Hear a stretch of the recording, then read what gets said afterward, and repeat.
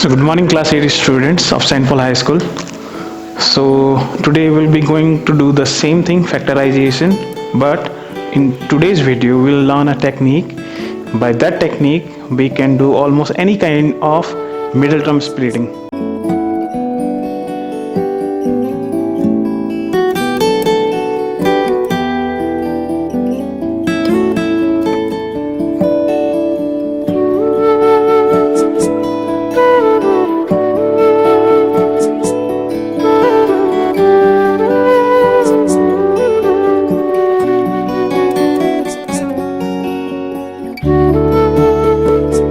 Okay, if any kind of question is there for middle term splitting, if you have to do middle term splitting, there is a process, right? But some of the students are not understanding that process. So today I have come here with a technique, and if you apply that technique, any question of middle term splitting you will be able to do. But how? So for that, please do like, share and comment. Okay, and how you feel like, actually you have to comment what? You have to comment how the video is, actually if there is any problem, or if my communication skills, or if anything is lacking, okay, you can do, please comment. If you want the video in another language also, we will try for that also. So आज हमारा main focus क्या रहेगा? Main focus रहेगा factorization, middle term splitting ही करेंगे, factorization by middle term. Same कल हमने जो लास्ट वीडियो बनाया था वही करने वाले हैं हम आज, पर आज हम यूज़ करेंगे वैदिक maths. What we will apply? Vedic maths. I have written already something in my back. This is not something, basically this you have to write in your copy first to learn that technique. So आप ये लिख लीजिए पहले, ax square plus bx plus c which have to factorize the following steps are. दो step है, बस दो step में कहानी खत्म हो जाएगा. ठीक है, तो पहला स्टेप क्या है? स्टेप 1, देखो फर्स्ट टर्म को बोलेंगे हम लोग a, सेकेंड टर्म को बोलेंगे b एंड थर्ड टर्म को बोलेंगे C. No problem in that. First term will be A, second term will be B and third term will be C. So पहला step क्या है आपका? पहला स्टेप है split B, मतलब आपका जो B रहने वाला है, whatever the value is for B, that value you have to split into two numbers. दो नंबर को प्लस करके B आना चाहिए. ठीक है, such that B is equal to P plus Q, और जो आपका P और Q आएगा वो प्रोपोर्शन में होना चाहिए. क्या प्रोपोर्शन में होना चाहिए? किसके प्रोपोर्शन में होना चाहिए? जो आपका A और P होगा उनका जो रेशियो होगा वही रेशियो किसका होना चाहिए? Q और C का. ये लिख रहा हूं यहां पर, A is to P should be proportional to Q is to C. और ये आप जब आप काटोगे आपका जो रेशियो निकलेगा, उसे वो रेशियो मतलब कुछ नंबर्स निकलेंगे काटने के बाद, तो वो जो नंबर आएंगे दो नंबर, वो होगा R/S. ठीक है इतना. उसके बाद क्या करेंगे? उसके बाद और कुछ करना नहीं है, आपका आंसर आ चुका है. Yes, I am not joking, this is the only thing you have to do. This is very easy method. Okay, just आपको याद करना है ये RS तक का कहानी. अगर आप ये R और S निकाल लो, ये R/S रेशियो निकाल लो, बेसिकली एग्जैक्ट आना चाहिए. A is to P should be proportional to Q is to C. This is the main thing here. After this everything is simple. R/S निकल गया. उसके बाद फर्स्ट फैक्टर होने वाला है R into X plus S. First factor होगा. Second factor क्या होगा आपका? देखो स्टेप 2, सेकंड फैक्टर होगा A by R and C by S निकालना है. A मतलब क्या? जो आपका पहला नंबर रहेगा, और R जो निकला आपका उसको डिवाइड कर देना है, एंड C जो आपका लास्ट नंबर है उसका जो ऐसा आएगा, मतलब जो नंबर आएगा सेकंड रेशियो, उसको लिख देना है. तो सेकंड फैक्टर आपका कुछ ऐसा होगा, A by R X plus C by S. पहले इसको अच्छे से लिख लो आप लोग, उसके बाद हम लोग क्वेश्चन बनाएंगे तो इजी रहने वाला है. अच्छे से लिख लो पहले. आई होप लिख लिया होगा आपने. ये क्वेश्चन में आते हैं मजा आता है, क्वेश्चन में आते मजा करते. चलो तो पहला क्वेश्चन बनाएंगे. Today you are going to like it because I have come up with a technique, so I believe अच्छा लगेगा आपको टेक्निक. तो पहला क्वेश्चन बनाते हैं. पहला क्वेश्चन क्या है? पहला क्वेश्चन मैं खुद से बना रहा हूँ. खुद से मतलब क्या? Actually I have borrowed from some other book, so you see how I am doing. Okay, 3x square plus 14x plus 8.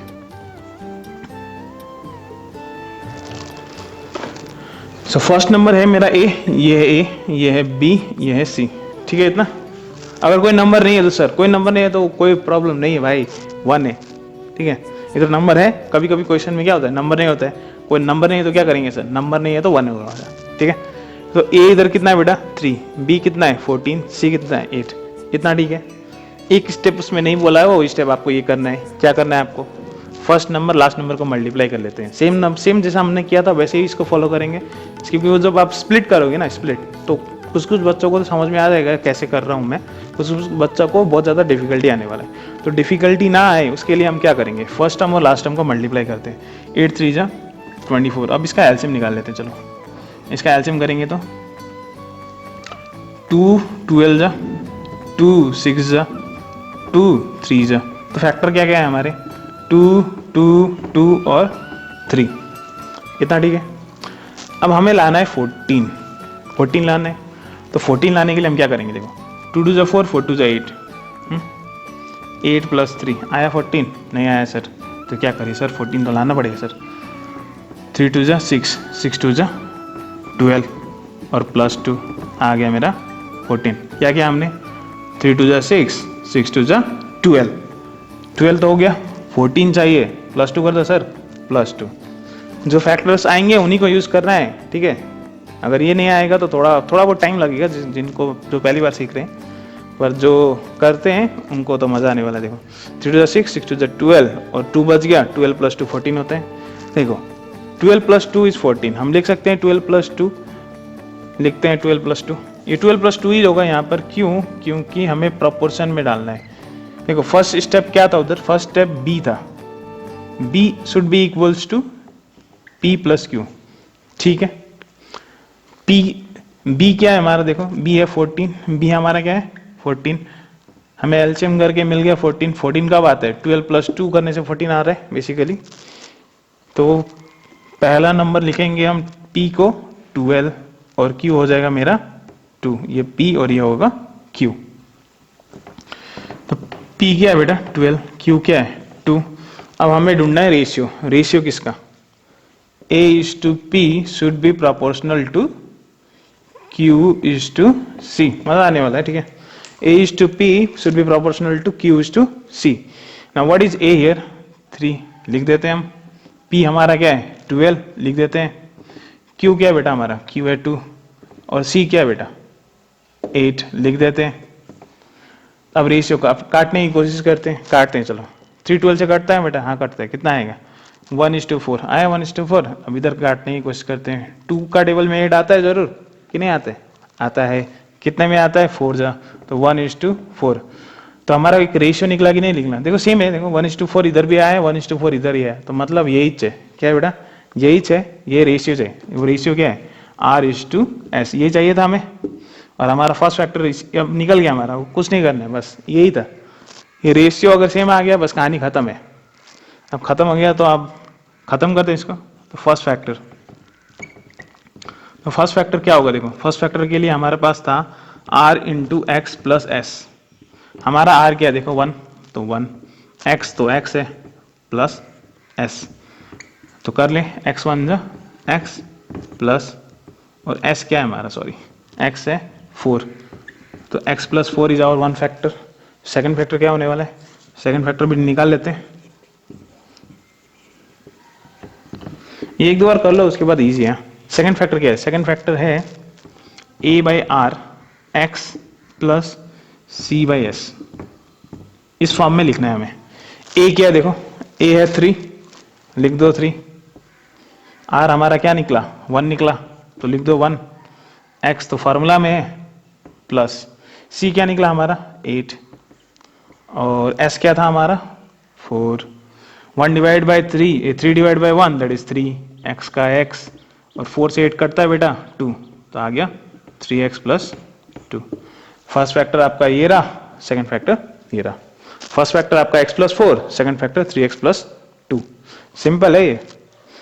तो अब आते हैं आपके एक्सरसाइज में। Okay, exercise same question will be doing जो हमने किया था, हमने फॉर्मूला से किया ना, हमने फैक्टराइजेशन किया, उसके बाद देखा, कॉमन लिया, वो कॉमन वॉमन थोड़ा, तो कुछ बच्चे को झमेला लगता है, तो उन बच्चे को लोग के लिए ये है मेथड, ठीक है। आई विल अंडरस्टैंड होगा, समझ में नहीं आया तो और एक क्वेश्चन बना रहे हैं आपके लिए। अब हम लोग एक्सरसाइज में आ रहे हैं, तो 3 क्वेश्चन या 2 क्वेश्चन ट्राई करता हूँ, देखता हूँ आपको कितना समझ में आता है। समझाने की पूरी कोशिश रहेगी. Well, today I am speaking in Hindi because I am not getting proper response from you. You are understanding, you are not understanding. None of you are commenting also. Please do comment, please do like, and please do share with your friends because it can be helpful for them also. Don't forget this. Okay. So question में आते हैं. Exercise 13 वापस exercise 13.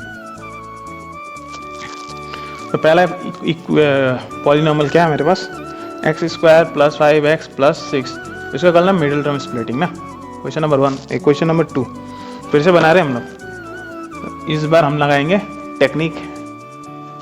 First term last term multiply करते हैं. 6 × 5 = 6. इसका factor कर लेते हैं. 3 2 हो गया. ये तो है 3 × 2 ये फैक्टर. पर इधर हमें अब थोड़ा सा ध्यान रखना है. अब ध्यान किसका रखना है? देखो मैं 3:2 मतलब मुझे b चाहिए ना. b तो b चाहिए तो मैं क्या लिख सकता हूँ? 3 + 2. b क्या है? 5. 5 = क्या हो जाएगा? 3 + 2. बेसिकली b हमारा इक्वेशन में क्या था? b = p + q. ये p + q क्या होगा? जो फैक्टर्स होगा उन्हें ही लेके हम p और q बनाएंगे. ठीक है. तो इधर 6 है तो 6 का 2 फैक्टर है 3 और 2. तो 5 कब आता है? 3 + 2 में भी 5 आता है, 2 + 3 में भी 5 आता है. ये सुनो तो कौन सा कॉम्बिनेशन ले यहाँ पर? पहले भी वैसे डाउट हो सकता था आपको. 12 + 2 और 2 + 12. We have taken 12 + 2. But here we will be taking 2 + 3 actually 2 + 3. Why? Because यहाँ पर क्या है बेटा? 6 और ये रेशियो में आएगा. एक्चुअली हमें इसके बाद ये इक्वेशन बनाना है. A/P should be proportional to Q/C. आप ट्राई कर सकते हो इस फॉर्मेट के साथ भी. आपका रेशियो सेम नहीं आएगा. मैं कर चुका हूँ. मैं टाइम लग जाएगा, थोड़ा लंबा हो जाएगा वीडियो, तो मैं शॉर्ट करने के लिए मुझे पता है उससे कर रहा हूँ. ठीक है. तो आपको चाहिए क्या? आपको चाहिए b क्या होगा आपका? a क्या है वैसे? a है इधर 1. कुछ है नहीं है तो a है 1. b क्या है बेटा? 5. और c क्या है? 6. लिख लेते हैं. ठीक है. इतना एकदम सिंपल है. b = क्या आपका? p + q. तो मैं तो ट्राई कर चुका हूँ, मुझे पता है 2 + 3 लेना है. तो b क्या आपका? 5 है. तो 5 कब आएगा? 2 + 3 में 5 आएगा. 3 + 2 में भी 5 आएगा. पर हमें ये कॉम्बिनेशन चाहिए. ये कॉम्बिनेशन क्यों चाहिए? क्योंकि वो जो रेशियो है वो रेशियो निकालना है हमें. वो रेशियो नहीं आएगा अगर हम लोग 3 + 2 लेंगे. तो हमें लेना ही पड़ेगा क्या? 2 + 3. इतना ठीक है. अब हमारा उसके बाद फॉर्मूला क्या था? हमारा इक्वेशन था A/P जो आपका है वो प्रोपोर्शनल होना चाहिए. किसके साथ? Q/C के साथ. ठीक है. A क्या है बेटा? 1 तो 1 लिख देते हैं. P क्या है? 2 लिख देते हैं. प्रोपोर्शनल का साइन लिखते हैं. Q क्या है आपका? 3 और C क्या है आपका? 6. 1:2 कटेगा? नहीं कटेगा. बट 3:6 कटेगा. कितना होगा? 1:2. देखो रेशियो सेम आया कि नहीं आया? देखो अगर हम लोग 3 + 2 लेते ना इधर कॉम्बिनेशन तो रेशियो सेम नहीं आता. आप ट्राई कर सकते हो. तो ये आया 1 + 1:2. तो ये हो गया R, ये हो गया S. तो अब हम लोग को लिखते हैं इक्वेशन में. Therefore first method you can try in that exercise 13 for plus questions. Okay, this technique I have used in the plus questions only. Whatever the question which are in plus, you can apply this technique and try to solve it.